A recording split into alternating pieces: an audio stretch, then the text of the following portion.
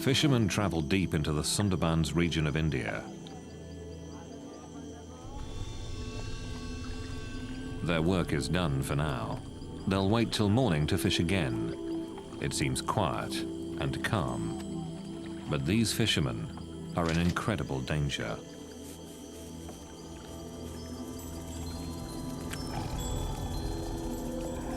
From the forest, they're being stalked by the deadliest tiger in the world. A tiger that can strike from land or water and kill in an instant.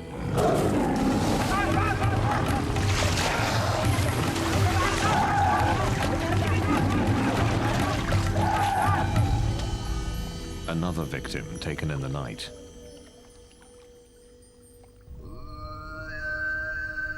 The tigers live here in the Sundarbans, gnarled fingers of thick mangrove swamp that stretch out into the Bay of Bengal.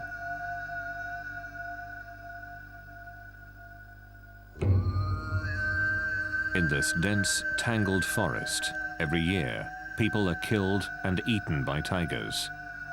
These tiny islands at the mouth of the Ganges River are separated by twisting ribbons of water.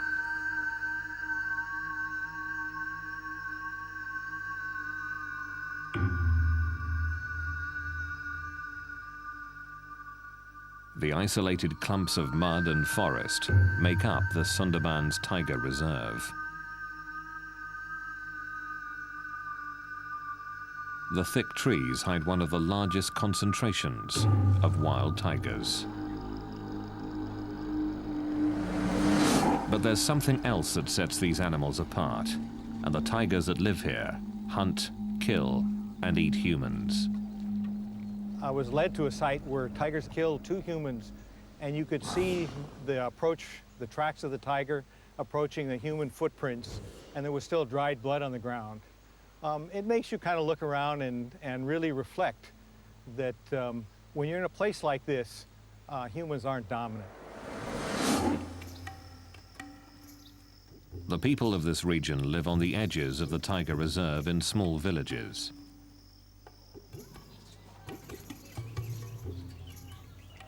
The menace that lurks in the forest surrounds them.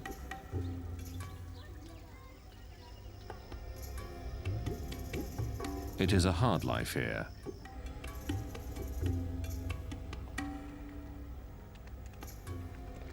Most make their living by fishing or collecting honey. The best fishing and the richest stores of honey are found deep in tiger territory. Normally, this area is closed to visitors, but authorities do give villagers permission to enter to make a living.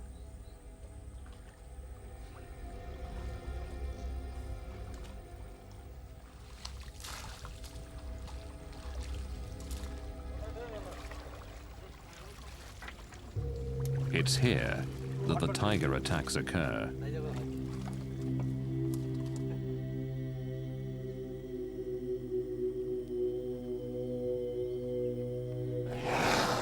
No one knows how many people have been killed by tigers.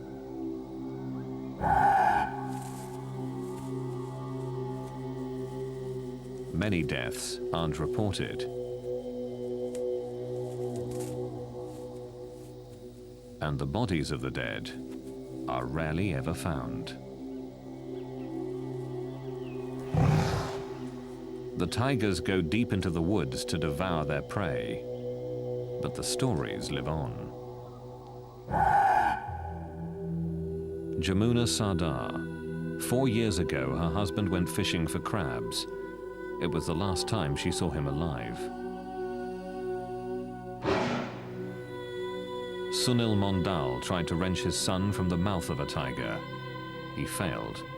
And now his son's wife, his son's family, his son's daughter are all left behind.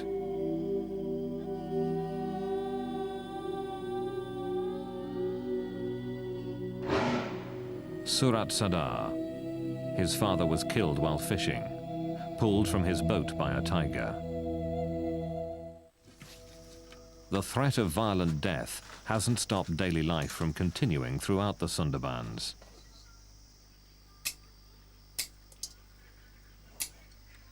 Every day, Kamala Mondal can be found at her small village store.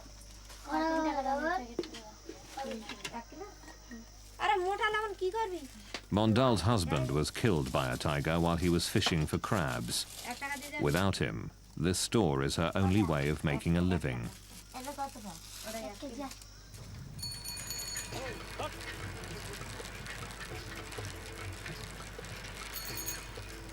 Sudeshna Day is a doctor who works in many of these villages.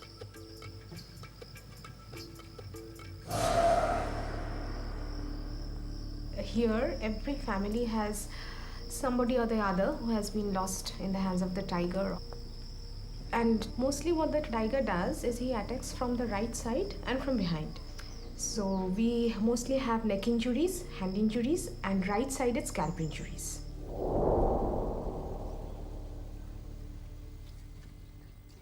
It is very rare to survive a tiger attack. Ashit Mondal is one of the few who have.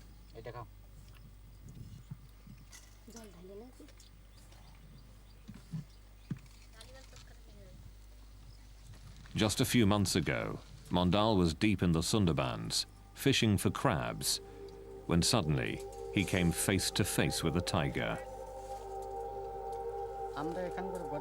We're very poor here. We fish for our livelihood.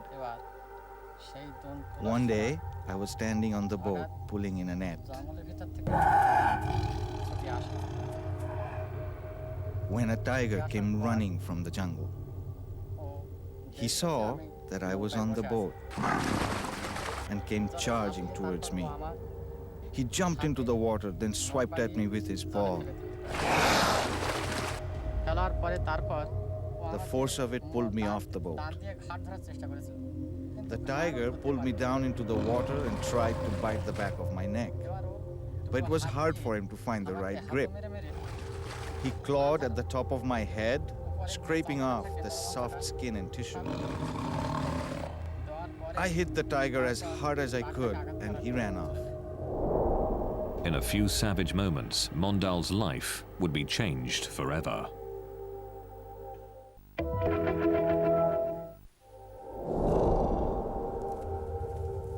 A tiger's enormous forepaws can shatter bones. Its teeth can pierce a skull in a single bite. My ear was almost torn off. This was all cut, and the skin was just hanging from my face. It was ripped all the way up to here and over to my ear. My neck was bleeding badly too.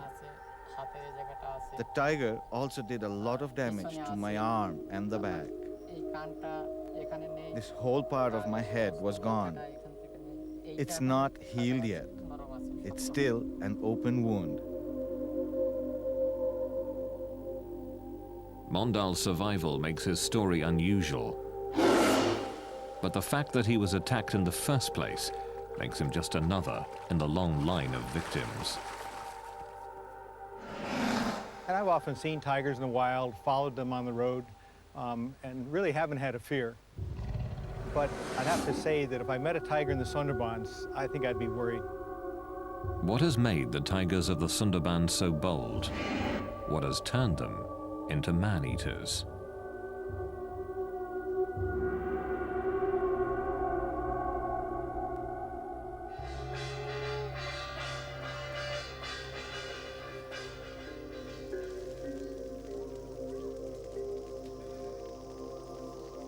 Tigers are a deeply entrenched part of the culture in the Sundarbans, a fearsome thread woven into the tapestry of everyday life.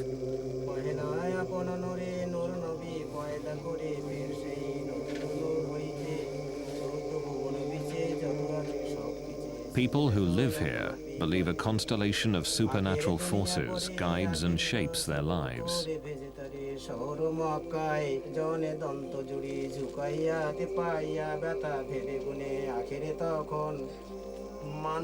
Before entering the forest where the tigers live, the priests and elders of the Sundarbans pray with the villagers, asking for protection.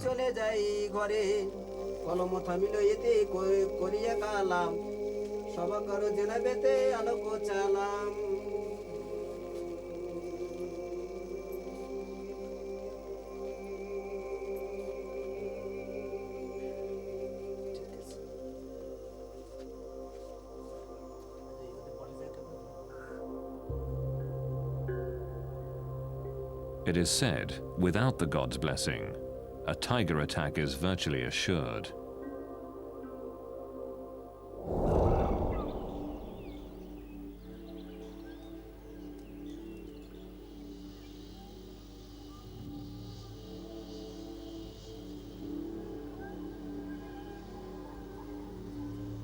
Bandhavgarh National Park is one of those places where wild tigers roam. Found in the heart of India, it is one of a handful of tiger reserves in the country.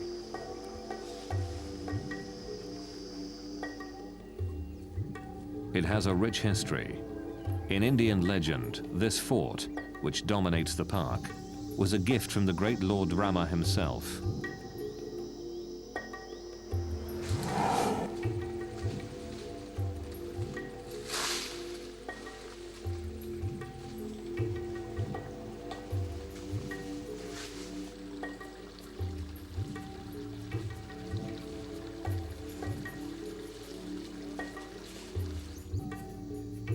Bandhavgarh has become a favorite tourist destination. It's one of the best places in the world to see tigers in the wild.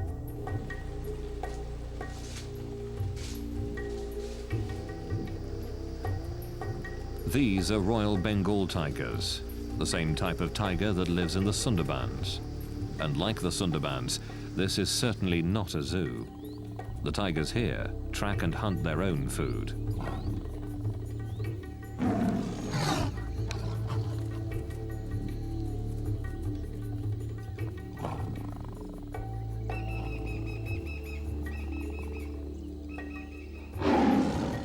But even with all the people nearby, there's no serious concern of tiger attack.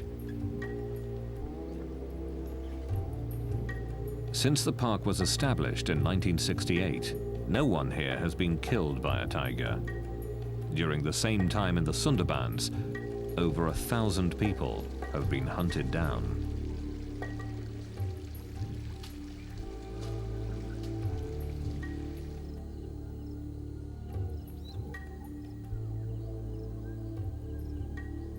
The classical image of the man-eating tiger is that man-eaters were an exception, and they were old, and they were injured, sick, and they couldn't kill game or livestock.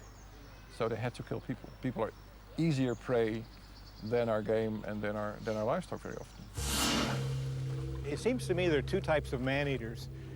There are man-eaters that get injured and are desperate for prey. But deep in the Sundarbans, they're killing even when they're very healthy.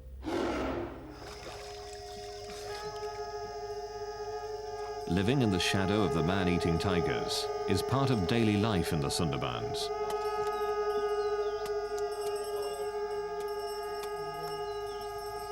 Each spring here, honey collectors prepare to take their chances to earn a living.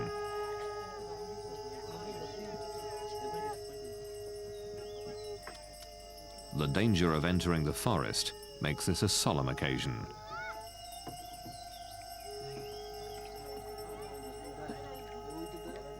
Their families and other villagers gather to offer sacrifices to ensure their safe return.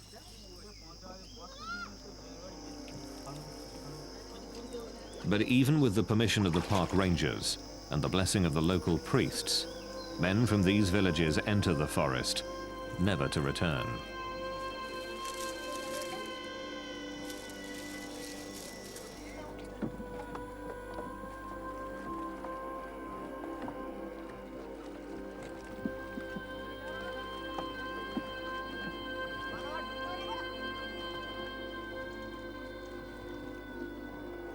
As they travel out into the forest, they put themselves at the mercy of one of the most ferocious hunters in the world.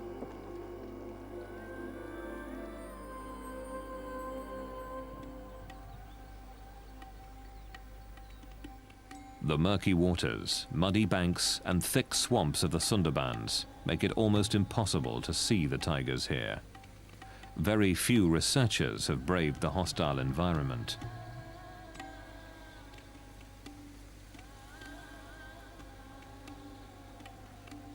Very little is really known about the Sundarbans tigers.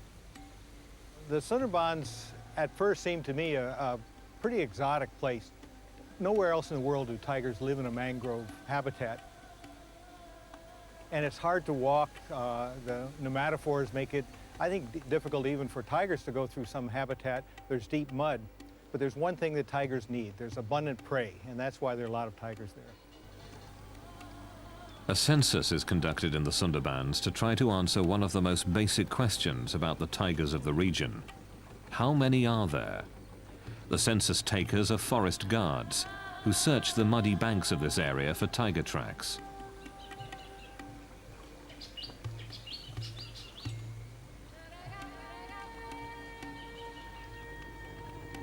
The nature of this region forces the tigers to swim from island to island, looking for prey.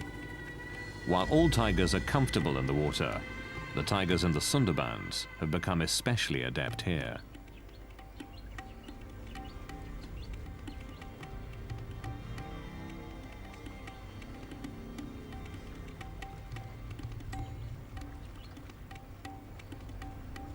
This rare footage captures one of these tigers in the act.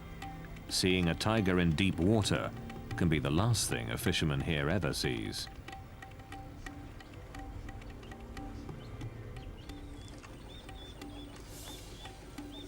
The tiger is tracked to where it left the river, but seconds after leaving the water, it has dissolved into the forest.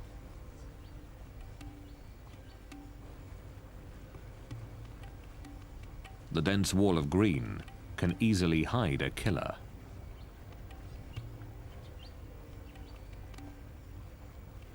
It is extremely dangerous to get off the boat. A census taker offers a small prayer for safety. Field Director Pradeep VS says they take other precautions as well. Apart from the firearms, the 2 or 3 devices which has been devised for Sundarban conditions, one is the Tiger Guard. This is protective steel body structure, and this also uses the bulletproof sheet, which has spikes on the back, because any tiger which attacks a prey or human being, it attacks mainly from back and on the neck. So this takes care of this particular problem. Beside this, we also use the face mask, because most of the time it has been seen that the tiger attacks when you are most unaware of its presence. So a number of times you can try to attempt the tiger fool, that you are watching the tiger from the back. Sometimes, the census takers don't have to travel far to find fresh tiger prints. These marks have been discovered just a few meters from a ranger station, which is protected by a high fence.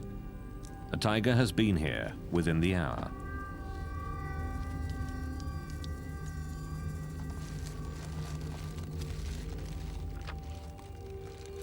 While some work quickly to gather the print, the others keep watch on the forest.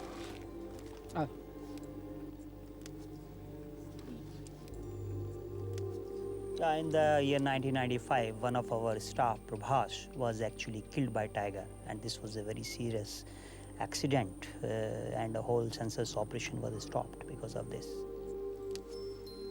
Each tiger's paw print is unique, as individual as human fingerprints. By comparing this imprint to other casts, they can learn if this is a new animal or not. In this way, a rough census of the tiger population is gathered. This paw print, and others like it, are giving insights into this unique animal. Well, the biggest thing we've noticed so far is that the tracks of tigers are really small. So we think male tigers could be even 150 pounds smaller than the big tigers elsewhere. The prey itself may be a part of the reason for the smaller tigers here.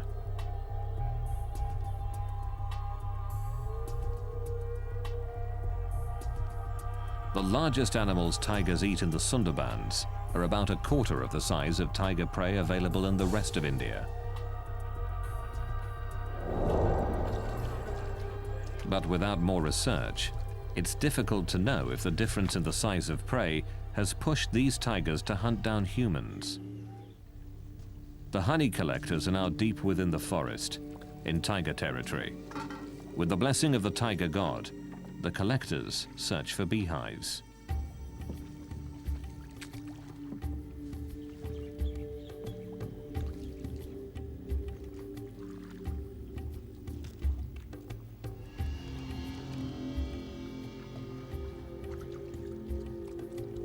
The tigers can be anywhere.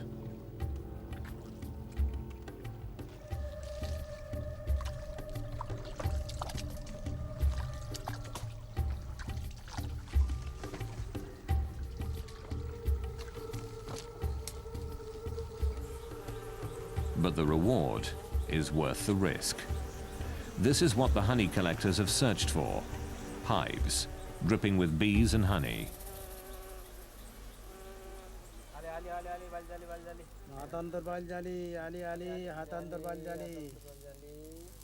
The honey collectors light their bundles of grass to smoke out the bees.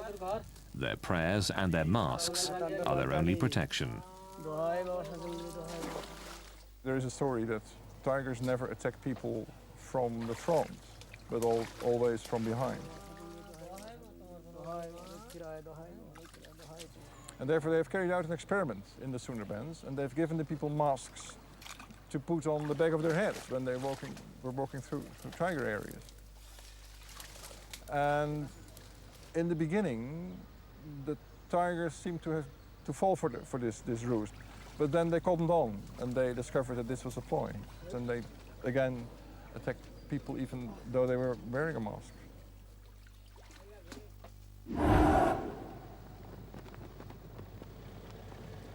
There is one part of the Sundarbans that has been closed off to people.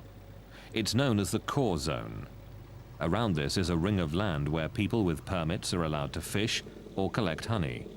But the core zone is strictly off limits to everyone but government personnel. Field Director Pradeep Vyas and his wardens patrol the area to keep people out. Tiger attacks are certainly more in core zone because tigers are not used to the presence of human beings. They come in contact with people very less as compared to the tigers in the fringe zone. Recently, a group of locals snuck into the core zone. They had no permits, no permission. A single tiger attacked and killed 3 men.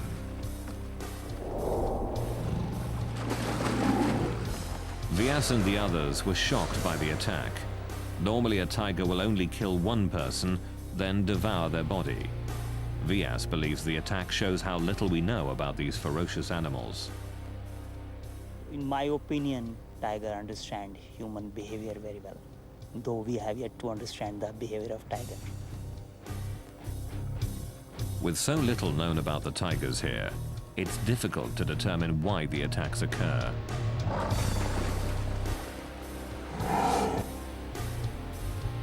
Perhaps the very nature of this place can explain why the tigers in the Sundarbans are the last in the world to hunt humans.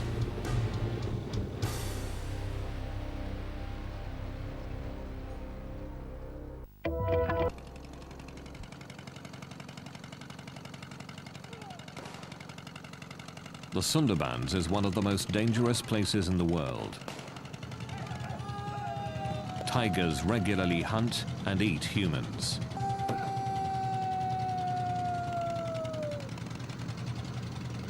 In this remote part of East India, park rangers take unusual measures, hoping to keep tigers away from the villages, hoping to keep predator and human prey apart.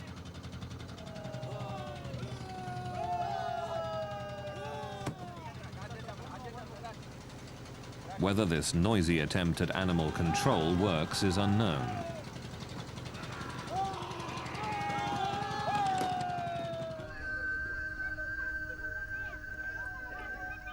This extreme effort to keep tigers away from the villages of the Sundarbans is not duplicated in other tiger reserves in India. Here at Bandhavgarh National Park, villagers ring the tiger reserve, just as they do in the Sundarbans. But no one can remember the last time someone was killed by a tiger.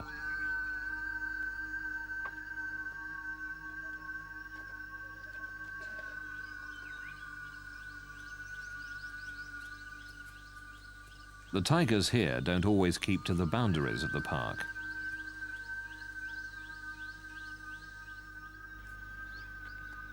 They regularly enter this village in search of prey, but strangely, have never attacked people.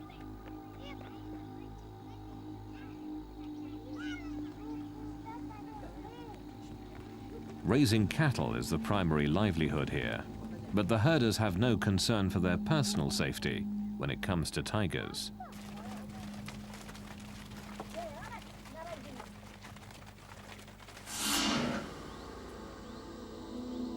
This tiger, B2, is the best-known cattle killer in Bandhavgarh.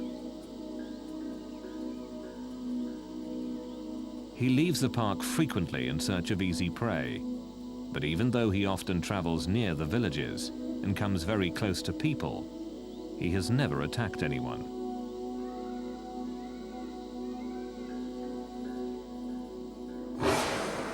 Every day, herders near Bandhavgarh take their cattle out to graze. They don't enter the park, but keep to the land just outside Bandhavgarh's boundaries. B2 and other tigers, of course, don't know where those boundaries are. When B2 sees cattle, what he sees is easy prey, no matter where it is. But when people are about, B2 is loath to attack. People make him wary. People keep him at bay.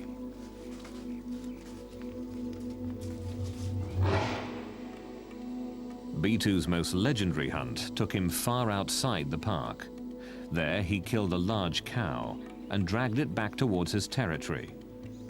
In a display of amazing strength, he threw the animal over a fence before feeding on it for 2 days. But B2 has never hunted people. His size, strength, and quickness is superior to any human. But he has never attacked.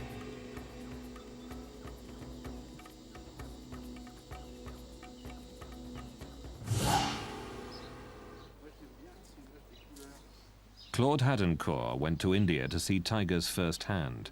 What he saw almost cost him his life.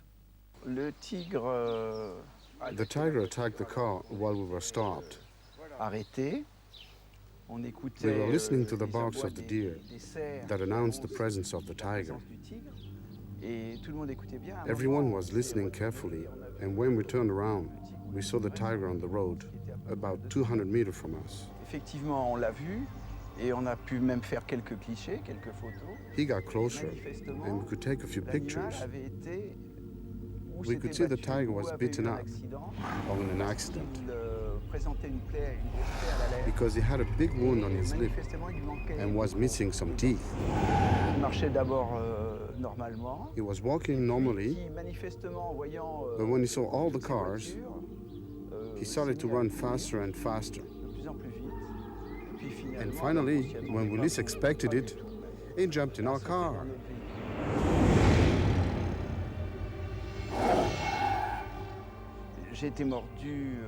I was bitten on the arm and on the hand. And why the hand? When the tiger leaped on me, I fell back. And I instinctively protected myself with my arm on my head. It was a terrifying attack, but a once-in-a-lifetime event. In the Sundarbans, though, the tigers hunt and kill humans regularly. We are in the jungle, fishing, and we are looking for firewood to cook with. In the forest, I saw a tiger lying down. Then it suddenly jumped on my brother. The tiger ran off with my brother in his mouth. I followed him with my axe. And as I ran, I thought, what will I say to my mother or my brother's wife if I go back home without him? I decided to kill the tiger and bring back my brother. I kept running and was able to hit the tiger with my axe. The tiger dropped my brother and ran away. I picked up my brother and tried to bandage his head. I screamed for help, but nobody came. I carried my brother toward the shore, and as I walked, he died.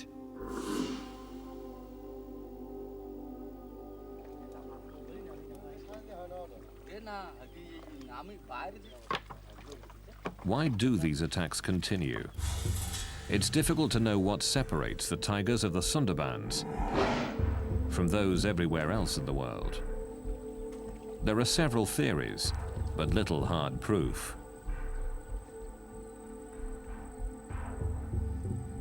Some believe the water itself is to blame.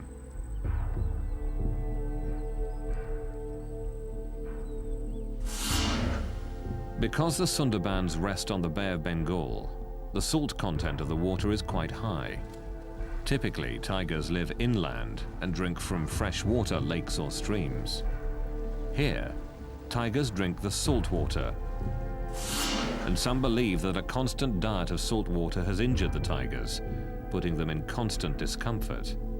This pain, it's thought, has made them more aggressive.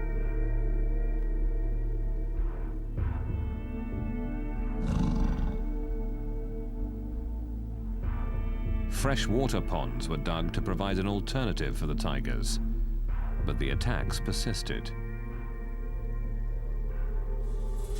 While an intriguing notion, there has never been proof that the high salt content is behind the attacks on people.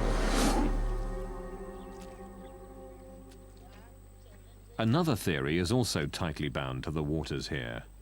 Understanding the tides is crucial to fishing in the Sundarbans.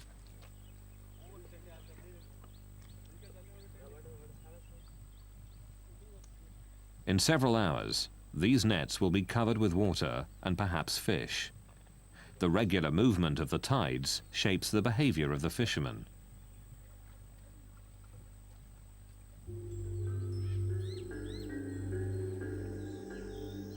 And some who study the tigers of the Sundarbans believe that tides may also make these animals unusually aggressive.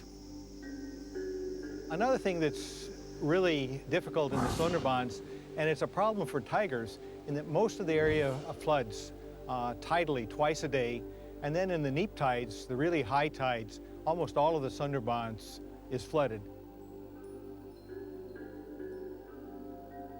And we really wonder where tigers den. They may have a problem finding a dry spot to den.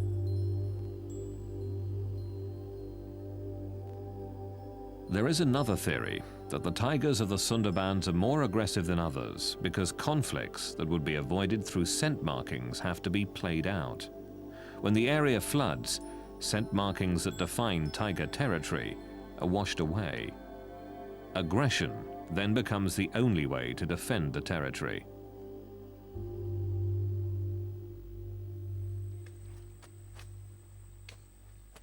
When the water recedes, the mud is left behind. Some believe this mud makes it more difficult for the tigers to hunt, so they resort to easier prey, man. Another theory suggests that tigers don't knowingly hunt humans. Making a living in the Sundarbans is back-breaking work. Collecting firewood or rigging nets means constant stooping and bending. Some experts believe that in this vulnerable position, tigers can mistake a person for a small deer.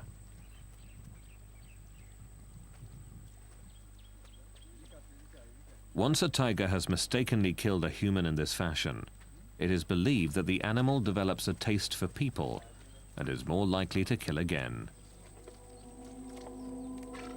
There is an even more gruesome theory. Some believe that the tigers have acquired a taste for human flesh because of the weather. Brutal cyclones frequently batter this region, killing thousands. The rivers and canals are often filled with the bodies of the dead, on which the tigers feast. All through history, I have seen special circumstances under which all of a sudden there occur what you could call tiger epidemics or tiger plagues. And that is that all of a sudden there is an increase in the number of people being attacked by tigers. And I would say in 9 out of 10 cases, that is because there has been a sudden increase in the number of dead bodies of people, dead people. Either because of an epidemic, cholera, smallpox, or because there has been a cyclone, a tornado, a flood. And that's because all of a sudden there is a surplus of human bodies. And tigers thrive. They have more food than they can than they can use. The list of theories grows, but is inconclusive. The tigers in the Sundarbans are certainly unique, and perhaps the explanation for their behavior can be found by looking not at tigers, but people.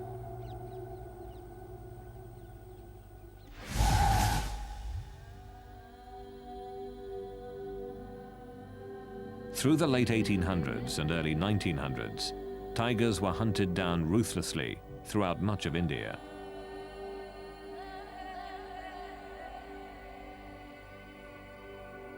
But what is less well known is that tigers were taking their own.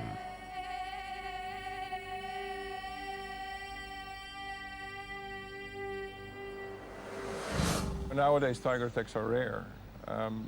But if you go back even a century, or even less, 70 years, tiger attacks were quite normal.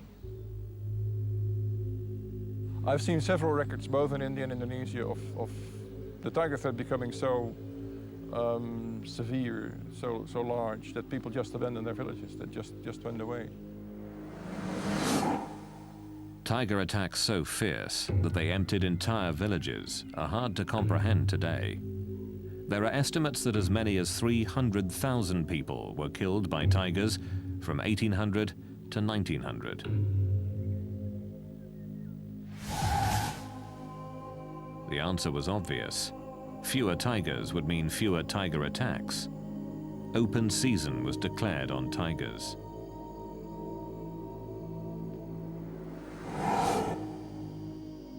Closely studying this history challenges the belief that only sick or injured tigers have been man-eaters. If you read about tiger attacks in the early 19th century, in the 18th or 17th century, they were so frequent that it is impossible to explain such a frequency by assuming that only sick and injured tigers attack people. So I argue that before, let's say, 1850, if they had a chance, they would kill a person, perfectly healthy tigers. Here in Bandhavgarh, healthy tigers don't hunt humans anymore. Boomgart believes that tigers can learn from history. Man-eating tigers in almost every part of India were hunted down and killed. The tigers that live in Bandhavgarh learned that fearing humans meant survival. But the massive tiger slaughter that occurred in this part of India did not happen in the Sundarbans. I think tigers across India have faced hunting pressures for a long time, and so they're much more wary of humans than the tigers in the Sundarbans. I don't think the tigers in the Sundarbans are afraid of people. The people don't seem to be carrying firearms, and the tigers know that. The remote and hostile nature of the Sundarbans protected tigers from hunting in the past, and it continues to protect them today. Even when they know that a tiger's a man-eater, if it lives in the middle of the Sundarbans, there's not much they can do about it. They can't really hunt it, and they don't. The dense maze of mangrove swamps allows these tigers to continue to hunt humans, as tigers all across India once did. From mother to cub, tigers here have passed on a taste for humans from generation to generation.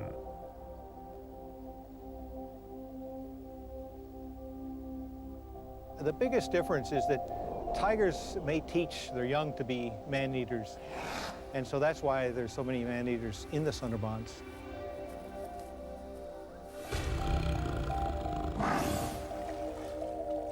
Not fearing humans, the tigers here keep hunting them, and the killing continues.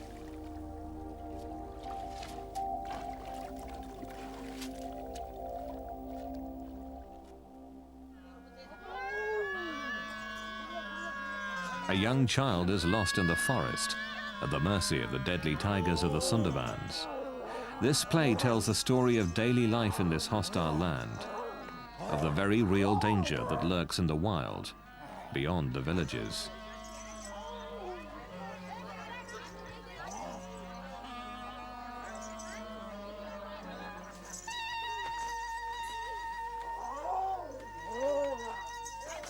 The people here believe that the tiger god, Daksin Ray, can kill if he is displeased.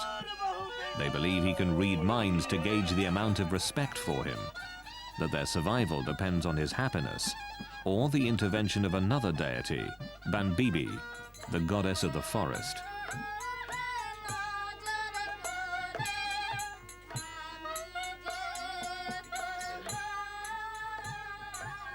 It is a constant balance between life and death.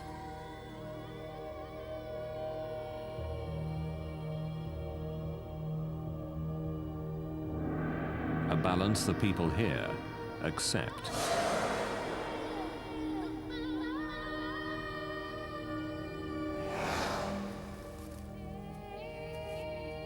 They realize that while the tigers make the forest dangerous, that very danger protects the forest and their livelihood.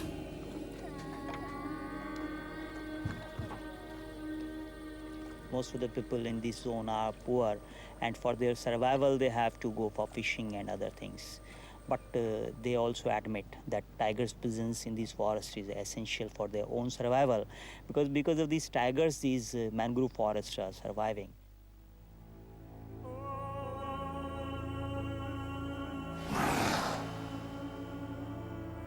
The villages here are filled with orphans and widows, and people who have harrowing tales of survival.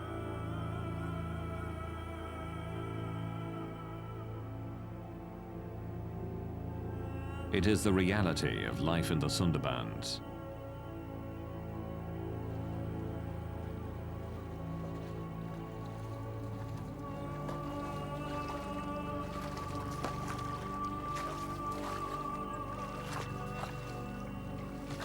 People here understand the risk.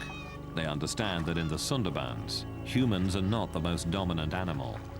That if a tiger decides to kill, it can and will.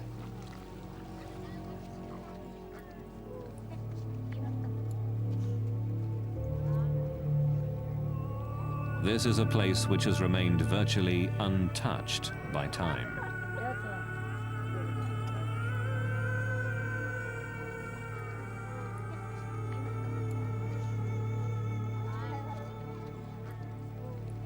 A place where tigers don't live in fear of people.